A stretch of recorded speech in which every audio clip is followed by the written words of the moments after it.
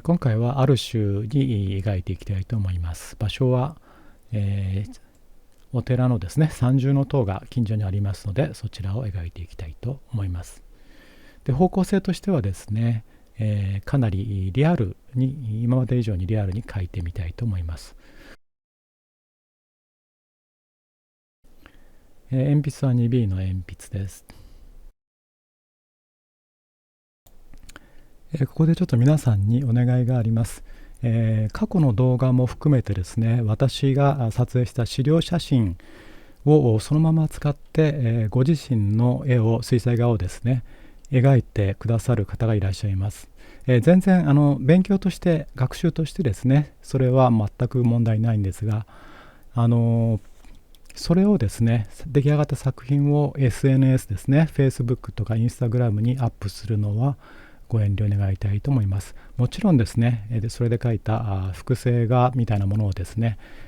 販売する、友達同士にちょっと売ってあげるとかいうのもですね、ちょっと問題があると思いますので、著作権の問題があると思いますので、ご遠慮ください。と言いますのもですね、過去にアメリカの方なんですけど、私の雪の絵のですね、小屋の絵の資料写真をそのまま使ってですね、かなりもういろんな賞ももらっている方がですね、自分の構図もそのまま、色もそのままで、水彩画を描いてですね、それをコピーしたり販売したりするということが先日ありました。だいぶ厳しく指摘してですね、その方ももうされていないと思うんですが、繰り返しになりますけれども、学習のためにですね、自分で絵を描く分には全然問題ないです。それをですね、作った作品をFacebook とかですね、SNS にアップするとですね、ご自身は身内にっていう感じでアップされるんですけども、それがどのような形でネット上にですね広がるかがコントロールできなくなりますので、ぜひよろしくお願いいたします。ぜひですね、自分で撮影の段階から構図とかですねしっかり考えて、自分の写真を使って、水彩画の資料にしてください。そうしないとですね、本当の自分の作品にはなりません。はい、それでは絵のことに戻っていきたいと思います。リアルといってもですね、今回は全部をリアルに描くとちょっと息苦しい絵になりますので、ポイントとして三重塔と、それから手前の木の倒れている木があるんですが、そこの辺をリアルに描いて、あとはにじみを使って、のびのびとした雰囲気も入れていきたいと思います。で、ちょうど今ウェットインウェットで円形中形のあたりの木のところですね、塗りましたね。で、この写真もですね、また資料写真の話になっちゃいますけど、何十枚も撮った中の1枚です。で、この場所を探すのにも時間かかっていますしですね、ぜひそこのところからやっていかないといい絵が描けないと思います。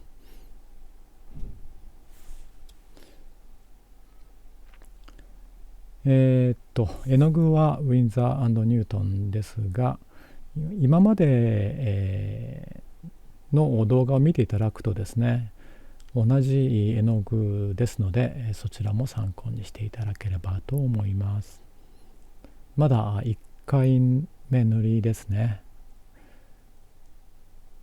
ウェットインウェットで全体に色をかけています。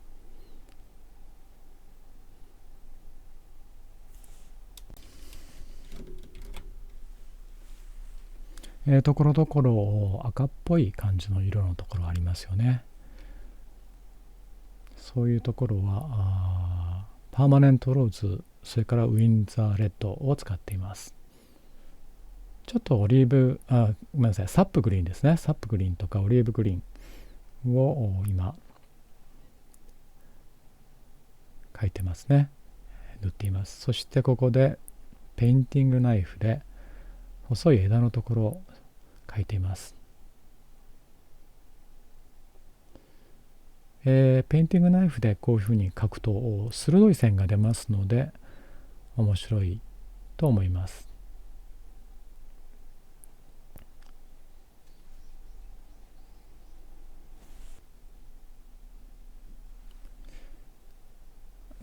あまり乾かさないで、濡れている段階でペインティングナイフ使わないと跡が残りません。紙がですね、強い紙ですと安心してこういうこともできますね。今回アルシュを使ったのはだいぶ書き込む予定ですので、表面が一番僕が知っている中では強いアルシュですねを使っています。でこの辺から明るさ少し暗めのところですね書き始めようとしています。これはちょっとウィンザー、ごめんなさい、ウルトラマリンにバーンとシェンナーを混ぜて、ニュートラルティントですね少し混ぜております。暗めの色ですね出しています。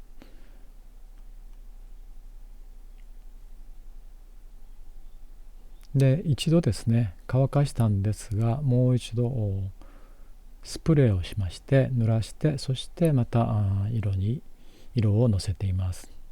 ですからまだまだウェットインウェットですね。そういう感じです。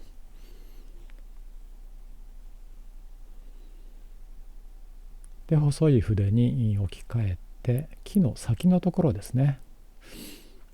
葉っぱの形を比較的リアルに描いています。ここからちょっと違う技法です。ドライブラシですね。水分をだいぶ減らして筆をあえてボサボサにしてこすりつけるという書き方です。で紙の凸凹をあえて残すといいますか、紙の凸凹を出すためにそのように水分を減らしています。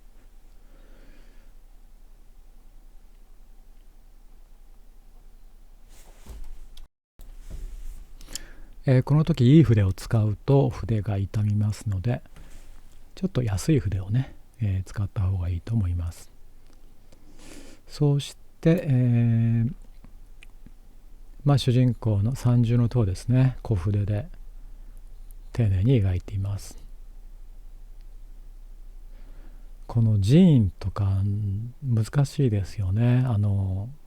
屋根のカーブも描かれている方多いと思うんですけれども、なかなか形が取りにくいんじゃないかと思います。微妙なこの湾曲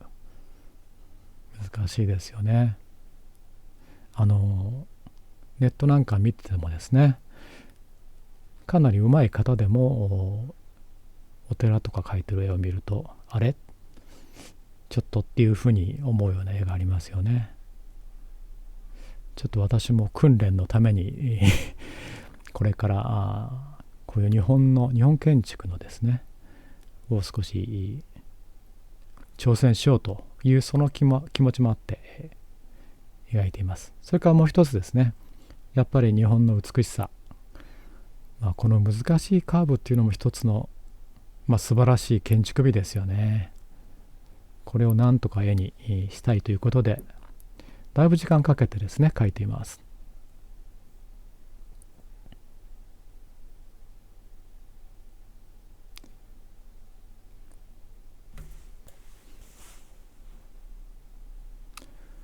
そしてですね次にリアルに描きたいところ、どちらかというとこちらの部分の方が今回、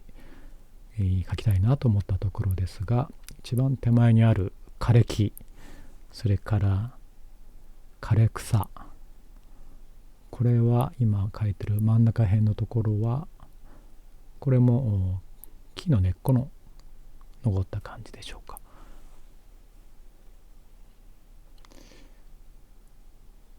それから右側にある石ですね、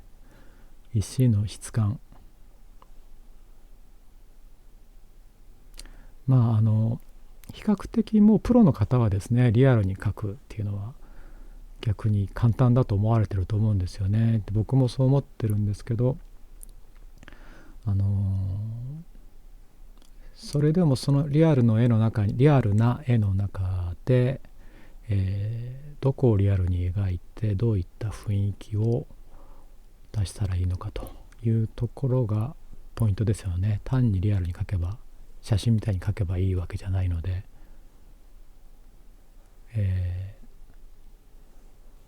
ただ最近思うんですけれども、やっぱりリアルもいいなと改めて思っています。でそのものがはっきり具体的に描くことによって、ものの持っている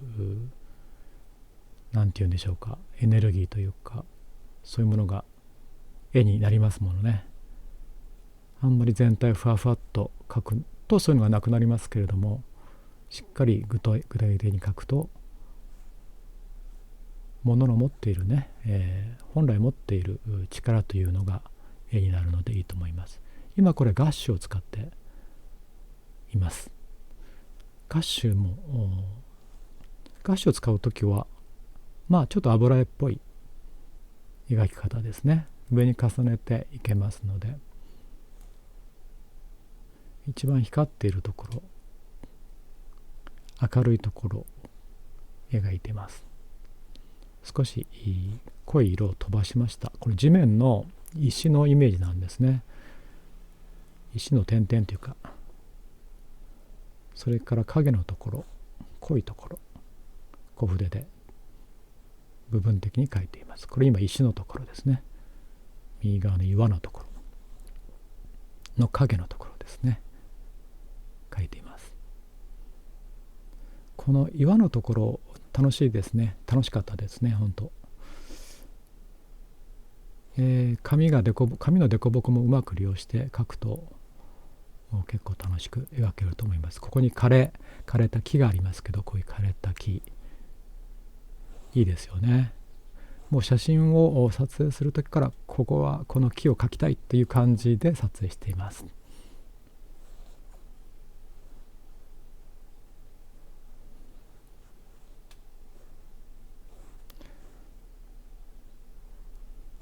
何回も重ねて、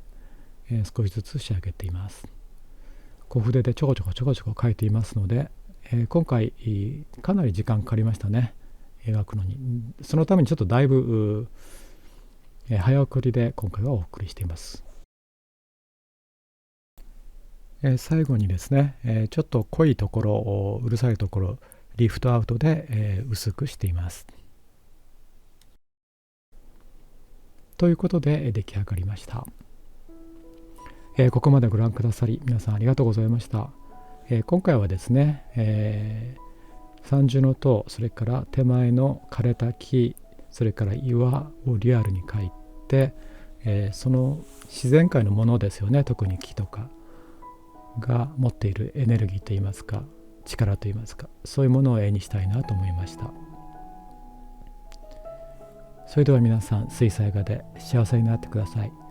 また次回お会いしましょう。